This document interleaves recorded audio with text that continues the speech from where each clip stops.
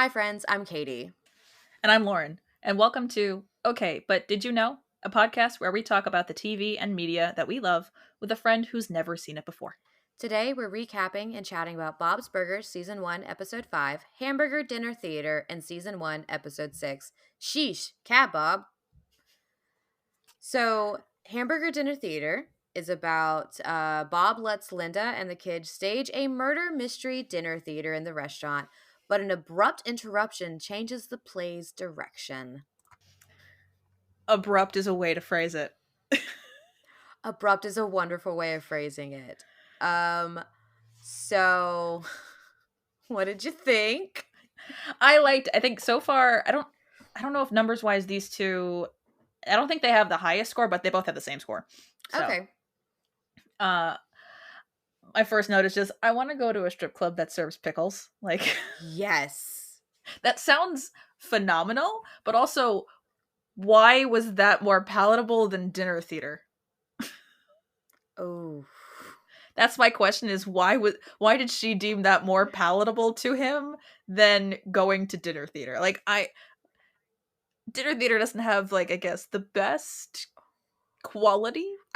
I think it's his relationship with the fact that he's not a huge fan of dinner theater itself. But then you Mhm. add in that Linda can get a little out there after dinner theater. So I think it's more so of she's not really gonna bother him all that much after she goes to a strip club. She's entertained. But Mhm. Linda likes to sing I mean everything. my inner theater nerd was very much and I wrote down now I know what my girlfriend deals with dating a theater nerd. I'm so sorry, Emily. Yeah, she's got a few musicals that she really likes that she knows, and then there's the other ones that I just spout at her Yeah, I do that because too, though. My husband has he doesn't care. mm, at this point I think she's just accepted this as her reality. She's happy with it at least.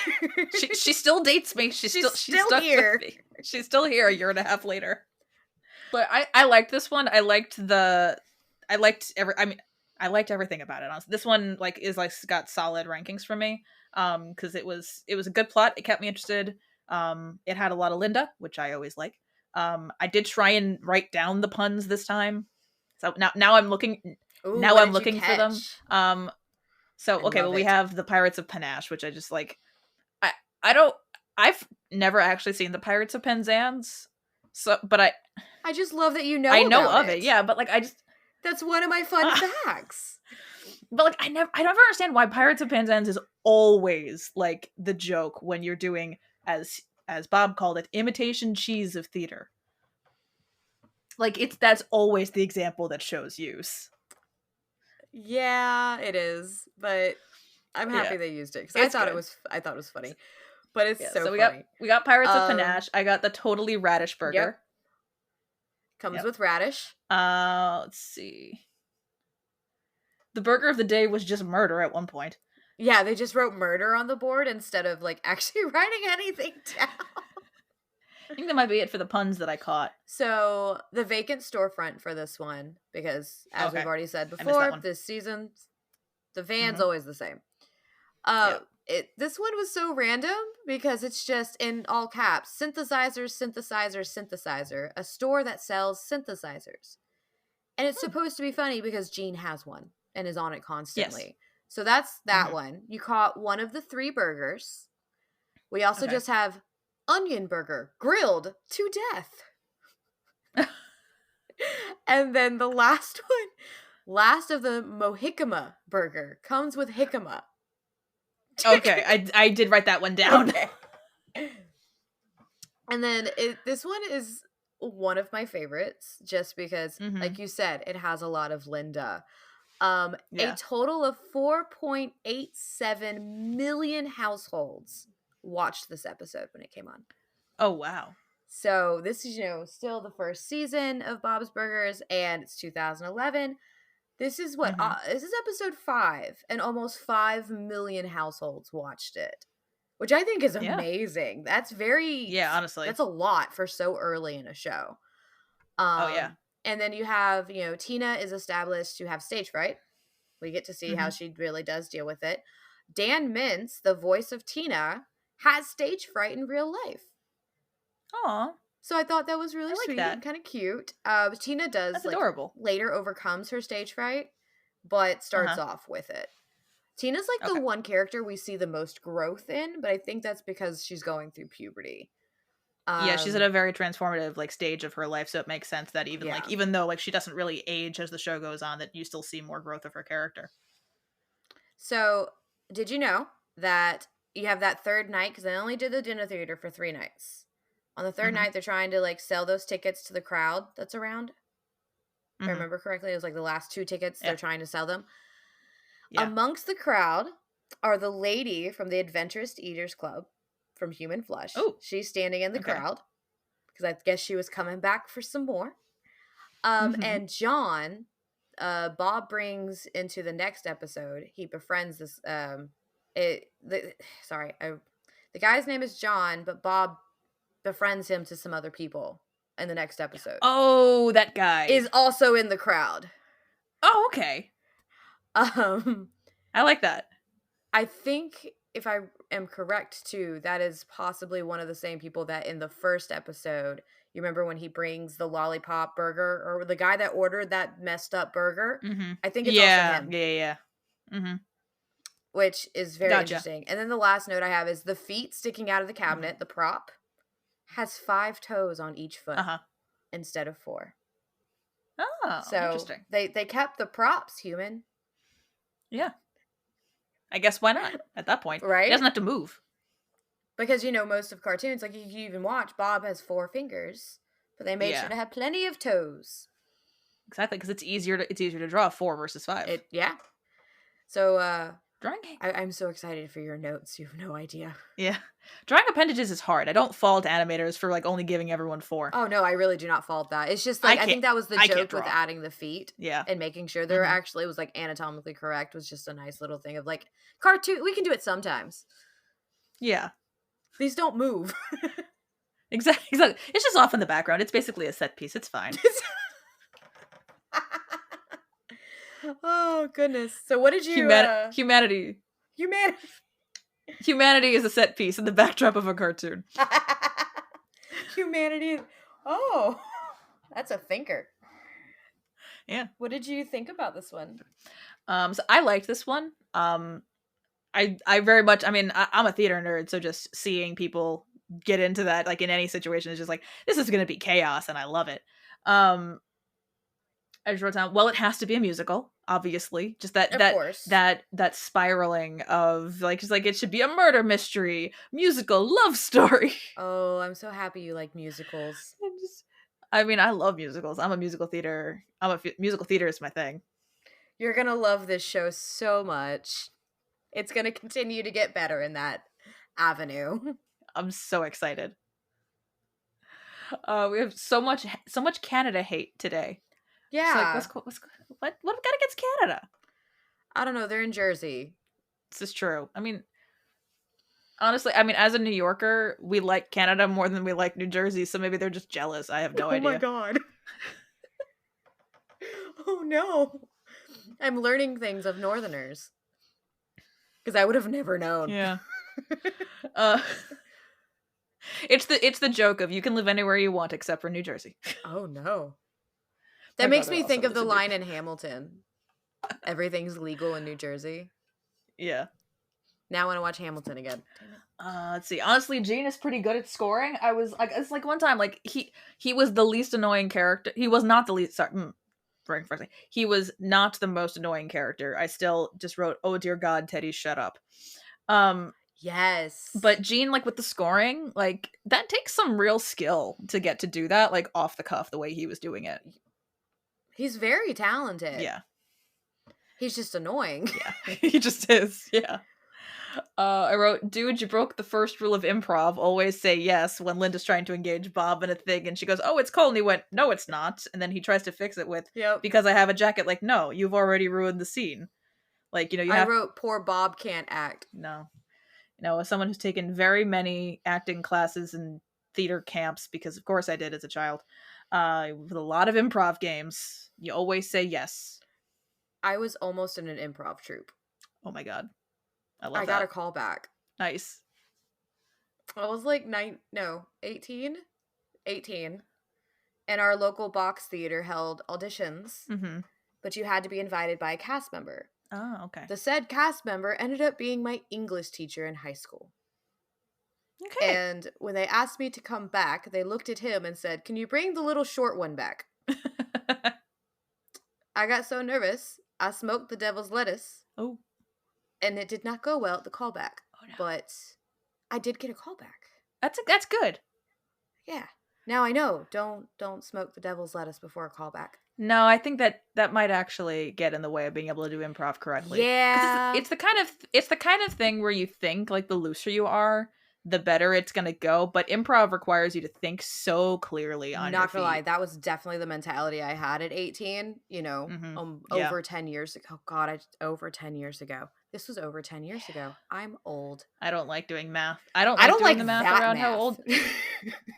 Like doing the math for when things for me and the Once Upon a Time fandom have happened. At one point I said the year and I went, you know what? I'm not doing the math. I don't want to hurt myself. And someone gave me the year. I'm like, no, I could do the math. I don't want to. There's a thing that once something ends up after a certain amount of time ago, you're just like, I don't want to think about it.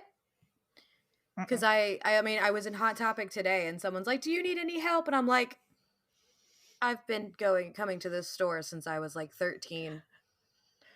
I think I'm good. When you start to embody the Ron Swanson line of him in Home Depot going, "I know more than you."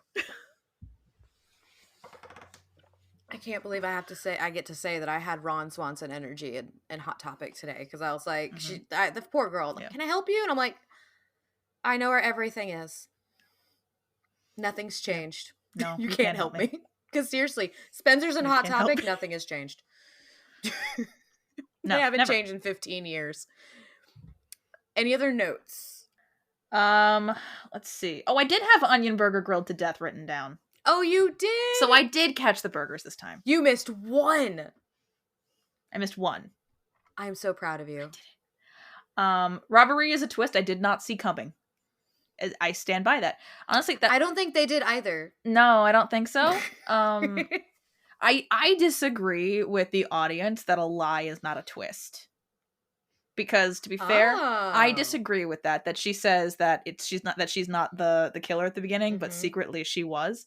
Because I mean, to be fair, we're seeing this. We're using the dramatic irony of the scene of we know more than everybody else because we see everything going on. Knowing that the butler is the red herring kind of does kind of take the piss out of it. But I disagree that like a lie, because sometimes that's the tactic is you have to use if your storytelling is not as sound as it could be. Sometimes you do have to blatantly lie to your audience. Just to the biggest lie is that she was the killer. It totally would have been Louise in my mind. Oh, absolutely. That makes far more sense. Far more sense, which is what, of course, everyone usually clapped for. Yeah, Louise did it. Louise definitely did. But then I also wrote down that Linda is such a supportive mom. So for all we know, Linda's just supporting her child's habit. Exactly. She's just making sure she can keep doing it. There's another episode later on with more supportive Linda energy that is my favorite out of like everything that's happened. It's just Linda being the most supportive wife ever in someone's endeavor, and I'm just like, Yep. That tracks. This is a healthy relationship here. I love it. I have two favorite lines. Okay. The first one was, "This tastes nothing like real blood."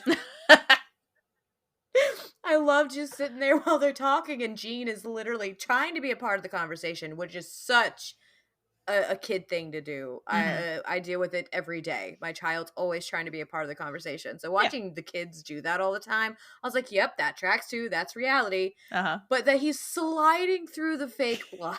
He's like basically figure skating through it. He's like basically doing that while talking to his parents. And I'm just like, yeah, all of this. That tracks. I could see this happening. And then the other one is so much worse. Maybe just a condom and a hat. Yep. Yeah, when he says that she should imagine everyone naked, and she says, "I do that all the time." I was just like, yeah, why is that so relatable? Because she's 13. Yeah. What were we doing at 13? That whole year is a blur for me. A lot of embarrassing moments. I do have some more 13-year-old me things for the next episode. So try just a condom and a hat. I mean, that's a good compromise. It's a compromise, I guess. The heads are covered. Exactly. All the heads are covered. It's a good thing we have this podcast listed as explicit. Yeah. Oh my god. Sorry, that one got me. I said that. You said that. I said that. Okay, I've got any other notes? As I continue to go, all of the authority figures on this show are useless. Like last time we had the animal control person, this time it's the cops with their sorry we let the robber get away bunt cake. This bunt cake. Can you imagine police bringing you a bunt cake? I can't. And then Bob saying one of the girls, because I think it's like Julie and Julia, or their names are very similar, is just like, man, she packs a wallop. And I'm just like, police brutality? Yeah. I saw the... Because she does. She just starts beating on the guy. I saw the bunt cake and my brain just immediately goes to My Big Fat Greek Wedding with a bunt. Like she's trying to understand what it is. Like, it's a cake. She's like, oh, a cake. I know. There's a hole in this cake. I love that. That's another movie that like I have all of the lines to. I've seen it so many times. So now I know if we have a watch party, it's gonna be we have to do My Big Fat Greek Wedding. We have to do that. I just still need you to watch. Have you watched Fresh yet? No, I haven't. Yet me telling you to watch another thing. So how? Yes, that's why we have this podcast. How did this one score for you? This one got an 8 for plot because I love a chaotic musical theater attempt. It got a 7 for character, like because this one there was a decent amount of it, but like it was just kind of a little more. It was there. We see Bob kind of being the supportive husband in the end, and I gave it a 9 for personal. Like I said, I'm a musical theater nerd. That makes me so happy. We like. So I like chaos. So it got a total of 24 out of 30. Wow. Okay, so I only have one more point than you. I gave it a 25. Oh. So I have 8 for character. Because Teddy is annoying in this one. It's like Teddy just needs to shut up. Yeah, he is. Personal 8. Because I really love this episode, but it's about an 8 for me. Plot's 9. It's just so funny. The banter is perfect. You get the goriness and the messed up part of like the first seasons of Bob Burgers with all of the funny. Those were some good practical effects. Those were some really good practical effects. Mort really outdid himself. Yeah. He did a job. Which is why people were being treated for shock. Yup. I'm sure you had fun when that scene came. You're just like, oh God. Okay then. He took his prop work very seriously. Yeah. I was eating lunch while watching that. I was like, okay. Oh no. You should have warned me. I would have told you. I was fine. Like, no, don't do that. So the next episode was season 6. The next episode was episode 6. Sheesh, Cab Bob. It went by a different name at first, but this is the one that is listed now. I actually think I remember seeing the other name, but now it's lost from my head, so I'll find that again later. Bob becomes a cab driver to make extra cash to pay for Tina's 13th birthday. This is like the only time we really see a birthday, apart from like going back to the first episode, the birthday scene where they're kind of going through Bob never being around, was Bob's 40th. Yeah.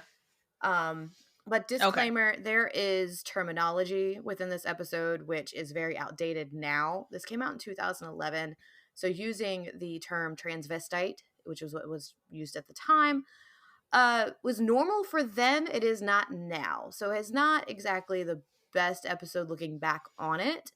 Although there are parts of it that are like, oh, wow, they actually didn't like do that terribly. I will say in the future, Bob's Burgers has completely outdone themselves in redeeming themselves, because there are many, many episodes that you later get to that is very welcoming to all of the LGBTQ, including very much our transgender family. So I just wanted to put that out there, because It's got some terminology because I think, of course, they use the terminology in it. Transvestite, prostitute, and we don't use transvestite anymore. And prostitute is also frowned upon. No. We like to use the term sex worker. Mm-hmm. So, but like I said, this was Okay. 2011. I was still in high school. I Yeah. remember the terminology we were using. It wasn't good. Yeah. No, it was not. But when we learn more, we change. And Exactly. Bob's Burgers did. Yeah, we learn more information and we change, and we change accordingly. This was the one of the episodes that I was most excited for you to see because you get a lot of new characters. Yeah. Only like 2 or 3 that kind of stick around. So you got to meet Mr. Fischoeder. That answered some questions for you, I'm sure. Yes, it did. He's played by Kevin Kline. Okay, I was trying to figure out what the voice was, and I think at one point I wrote down, like, is this such and such? And I'm like, you know what? I'm just going to wait because I'm sure you're going to tell me who it is. David Herman as Marshmallow. And we love Marshmallow. Okay. Everyone loves Marshmallow. Okay. Oscar Nunez played Cha-Cha. Jack McBrayer as Marbles. That's the voice. Okay. And Jay Johnston as Jimmy Pesto. I just want to go ahead and also make it clear that we are going to be discussing Jimmy Pesto a lot because he's in quite a few episodes in the future, but you will eventually not see as much of him because the actor was at the insurrection and asked to no longer be a part of Bob's Burgers. Okay. Good for Bob's Burgers for getting rid of him. Yeah. So this is when you get to meet Jimmy Pesto, but just know you will have quite a bit of Jimmy Pesto from time to time, but he will not be, like, they haven't done anything since getting rid of him with his character yet. Gotcha. They've just kind of not approached that in the newer seasons.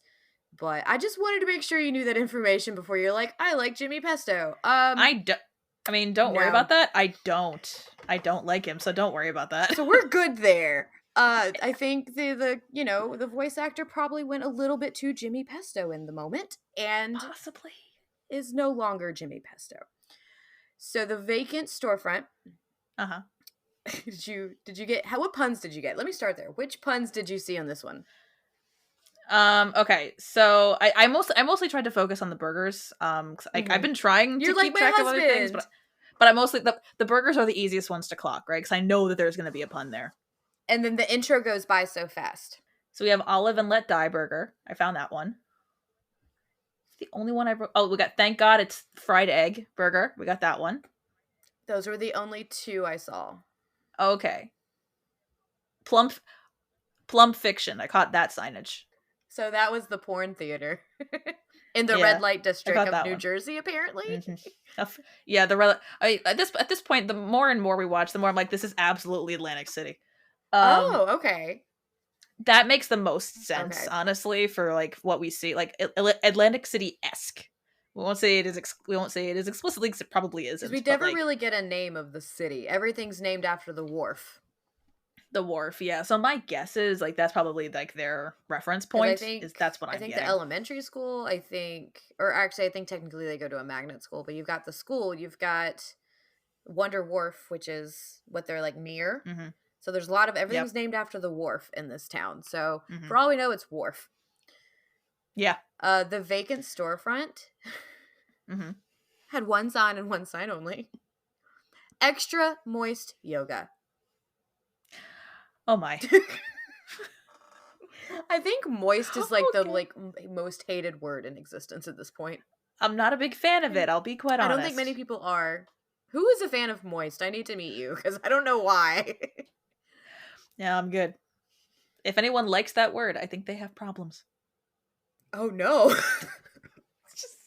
Because it's a word you can feel. It is a word you can feel. Like you can physically be like, like, no. I don't have any form of synesthesia, but it's a word I can feel. Good word. See, you brought a better word into the word mix. Of the day. We're good now. Word of the day. Word of the day. Word of the day. Synesthesia.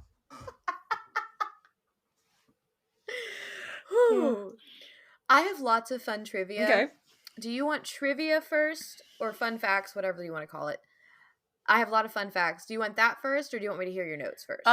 Let's do some fun facts first, and then if I've got a note that correlates, then I'll bring it up. I love that. So what was the number I said on the last episode? 4.8 million, maybe something like 4.81 that. million. A total of 4.91 million households watched this episode Wow, when it came out. Even more, like almost 5 million people that's again amazing. for the next episode.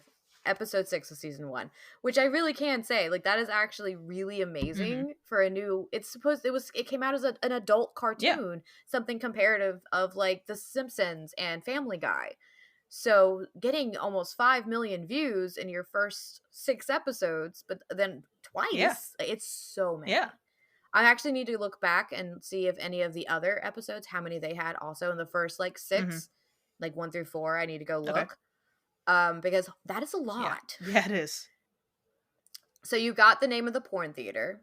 Yes. The theater is actually called the Longwood. Mm. And you did see your Plump Fiction, a parody of Pulp Fiction, and Dong Day Afternoon was Oh, the other okay. one. So it's Dog Day After, but it's Dong Day. Mm. This is the first episode where Bob is seen without his mustache, and Tina also without her glasses for the first time. Yeah, I wrote down, why does he want his mustache? That's very creepy. It's Jimmy Pesto. Yeah. That'll be a response to a lot of things. If something happens, it's Jimmy Pesto. That's fair. Bob's first taxi customer who vomits upon entering the car is the same man who orders the child molester burger in human flesh. Yep, I clocked that. So this man is an interesting individual. This is the only episode where Calvin Fischoeder's eye patch is black, possibly because he is meeting Bob discreetly, though he is wearing his other articles of white clothing. So later on, the black eye patch, there's still an eye patch. Okay. But this is the only time it's black. Interesting. Okay, because I wrote down, why does the landlord have an eye patch? We never know. We never know. It's just mysterious. We never know. Okay. It's the constant mystery of why does Fischoeder have an eye patch? Okay. I have theories, okay, but I can't say said theories yet. All right. Until another character is introduced. Okay, fair enough. This one's an interesting episode. I was It is. There's a lot going on. So I'm sure you got a lot of the references to like 16 Candles and all of that fun stuff. But how are you feeling now that you know more information about the eccentric landlord? I do feel, I mean, I don't know if I feel better or not now that I know that they're renting that entire building. Because that's got to be, there's no way that business is supporting rent for both what we decided 3-bedroom apartment and the restaurant. So either the eccentric landlord is really, really undercharging them. Oh yeah. Or something else is going on there. I'm not sure. And the thing is, we never find out how much they pay for anything. 13 seasons in a movie. And I have no one knows how much they pay in rent. Interesting. Okay. But we see the prices that they have for everything. Then it's not expensive. It's not expensive, but did you notice that there's a cash only sign? Oh, I didn't. There's a cash only sign like near like where the window is that he passes food through, the expo. There's a little cash only sign. Was it in the last episode, like one of the times that they get robbed, it's like $267 or something like that? He's like, I thought we did better tonight. So like they're only doing a couple $100 a day. It's like, how are they surviving? I don't know. No clue. I did write down, honestly, all of these cab fares are definitely New Jersey stereotypes. I feel like this is really accurate for a cab driver. It's gotta be. Everything we were seeing, I'm like, yep, that's what I would expect to see in that area. More or less. I can't imagine putting a banana peel in my mouth. I also wrote down, tying a banana peel with your tongue is actually kind of impressive. It honestly is. Like if she can manage that, that's quite impressive. Because I mean, I can't even do like a cherry stem. I don't have the patience to learn. I don't like cherries. No, yeah, exactly. I don't like cherries either. My maraschino cherries go to other people at the table. Yeah, same. My husband takes mine immediately if it's on anything. He just steals it from me. My life would be more organized if I just had Linda getting on to me all the time. That's fair. Linda starts getting on to everybody, and I'm just like, yes, ma'am. Mm-hmm. Instantly. Yeah. Like, okay. Honestly, yes, she's on top of things. If it wasn't for her, She's probably the only reason they're surviving. oh, absolutely, she definitely is. She's the only reason why anything gets done in that household / restaurant. Bob would stay in the restaurant 24/7 if he could. Yeah. Just talking to his burgers. Do you love how he talks to his meat? I do. He's communing with his meat. It's okay. He's communing with his meat. It's good. I did love the through line of Tina's first boy-girl party. Because she's very specific in the things that she wants. And I wrote down Tina's first boy-girl party. Sounds like my bat mitzvah. Oh, really? I mean, and then I think, later on, I wrote down... Did you have a magician, too? No, I did not have a magician. Okay. But, oh god, where... Did I write... Did I write this down? I don't know if I did. If not, I just thought it. That my bat mitzvah was at least better than this. with the children at least all dancing together. Because, I mean, it was my first boy-girl... It was the first boy-girl party that I hosted. And to be fair, I think it might have been the last one I hosted until I was like 18, and my friend group just happened to include a couple of guys. Well, my bat mitzvah... Oh, no, I wrote down, okay, my bat mitzvah was better than this. Because mine, I mean, it was all, everyone was friends with each other, so, like, the division of, like, the boys not wanting to dance with the girls wasn't really a thing, because everyone was friends. Like, I didn't invite my entire class. My class was too big for that. I think there was maybe 30 kids, 40 kids at the most. Because my class in high school, I think my graduating class was over 600 people. So, like, we're not inviting the whole class at that point in 8th grade. We're inviting... We have very different upbringings. Yeah, we're not... Like, I think my graduating class had, like, maybe 120 to 150 people. I think my school is considered mid-size for this area. I grew up in a town with one stoplight, and there was a cotton field across the street from my high school. I lived in, like, literally the middle of nowhere. I think we had... maybe 150 people in my graduating class. So yeah, I think it was 6:30 at the most might be my graduating class. Oh my god, that's roughly so many people. It's really not, because I mean, even still with that many kids, for the most part, you still knew most people. Really? How do you keep track of so many people? Going through my high school yearbook, like this is a joke amongst my family. My brother-in-law, his younger sisters graduated with me. Because he had two younger sisters that were twins that were my year, and she was flipping through. One of them was flipping through her yearbook, what have you, and she's like, I don't even know who half these people are, because if you didn't get to know people, you didn't get to know people, but if you did, you did. And she pinpoints one person specifically, like, this person. I have no idea who that is, and my brother just goes, "That's my sister's best friend." Like, but like, God. I was in theater, which, to be fair, I was in theater and chorus, and those groups tend to be large to begin with. Yes. And then with theater at my school, also the theater director, her husband was one of the football coaches. So also a lot of the football players would do the musical or do acting classes. That's actually really cool, though. I love that. Yeah. So you had that intersectionality. So you kind of get to know a lot of different people. Because basically they got forced to do that for their arts credit, but then they found out that they liked it, so they stayed anyway. I was a chorus kid and JROTC because I grew up living next to a military base. So, and my grandfather was a drill sergeant. So ROTC was kind of like a must, but that was like my community. But my ROTC class, I think, was the gayest class ever. There was no issue of like anyone like, oh God, you're gay. Like, nope, that was not an issue for anybody. That's good. Probably created some other issues, but possibly. I don't need that tangent. That's a story for another time that you would probably love. Yep. Oh, you'll love this one. I wrote down, I think Jimmy Pesto has mustache envy. I think he does, because he I wrote, he is definitely the owner of every Italian restaurant I've ever been to. Yes, I've worked in Italian restaurants, and I'm telling you, He yes. definitely has mustache envy, because that's all he's missing from being a stereotype. It's a mustache. That's all he's missing. I do not need to look up the actor to see if he has a mustache, do I? Do I need to know if Jay Johnston has a mustache? I'm scared. The stage. Oh no. Jay Johnston has a mustache. There you go. Like, the picture that's used is, like, very clearly mustache. He looks like Jimmy Pesto would. He looks like, oh god, and then there's the picture of him at the insurrection. Oh no.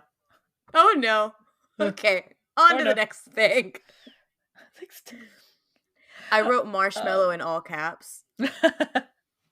Because marshmallow is amazing. Mm-hmm. And all you get is the explanation for Marshmallow's name. That's it. Yep. Mm-hmm. I love her. I'm guessing, is that the pronoun we're using? Okay. What is it that Bob says? That marshmallow is... Oh, no, I forgot it. He loves marshmallow. Like, it's all I know. Bob loves marshmallow. Okay. That's good to know. I wrote down, because, like, I don't blame Tina. I wouldn't want sex workers at my 13th birthday party either. That I don't know. Yeah. Like, I ask for this one thing and you invite all your weird friends. Like, how can you do this to me? But I said that I love the trope in TV and media where sex workers are, like, the best people when it comes to, like, relating to children. Like, they're the best connections. They're amazing. In every episode. Because I really like since they used the term that they did, I'm assuming these are more so transgendered individuals, not like not like a drag situation. Mm-hmm. But they give off the energy of, like, drag creators and drag people, drag performers. That's the word I'm looking for. They give off the energy of, like, drag performers, and I absolutely loved it. But then you have the whole, like, if it weren't for them, we would have never learned about baby Num Num. Yep.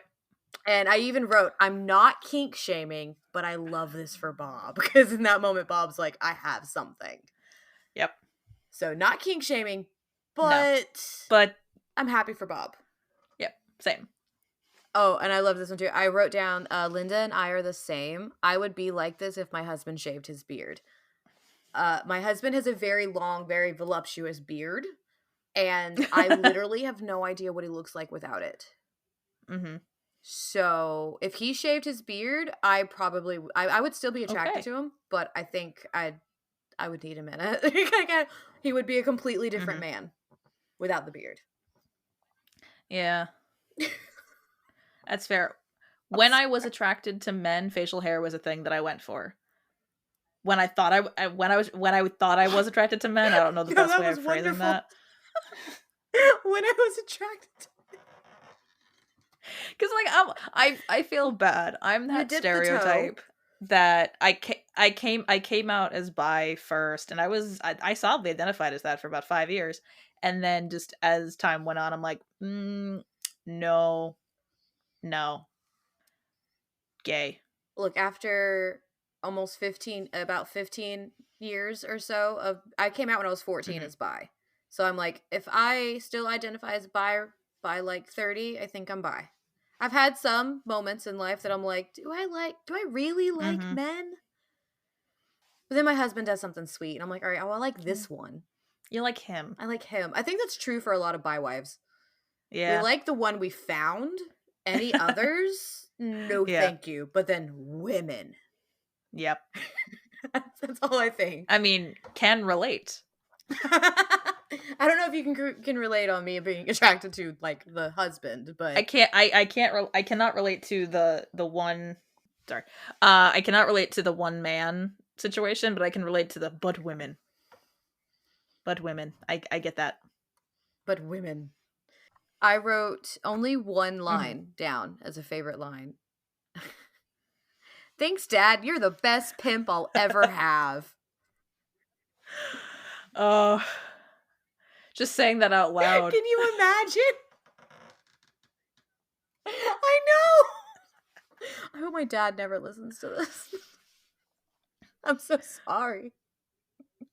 I think the The line that just tickled me for some reason, and then I added my own commentary onto it was, "Do you know what herpes feels like on your mouth?" And then I just went, "A lot of people do. They're called cold I don't sores." I don't know if Louise knows That's about what that that yet. is. I don't think she does, but But Louise putting Tina through like a training mhm. montage for a kiss to the point when they're having their first kiss, all you see is Louise's hand on the back of Tina's head, holding it Uh-huh. there. And I'm like, Louise, are you okay? No, I don't think she is. I love the support, but honey, like, take a step back. Ooh, what's your score? All right, so this one, it's got 8s across the board. So 8 for character, 8 for plot, and 8 for personal, giving I it a total of love it. 24. It's a solid 8. Solid Um, 8. it had a lot of really good character, a lot of really good plot. I really enjoyed the story as we were going on, and this was very enjoyable. So yeah, I gave it 8s across the board. I gave it 9 for character because we got Hmm. marshmallow and fish odor in this one, Yeah. but still Jimmy Pesto's in there.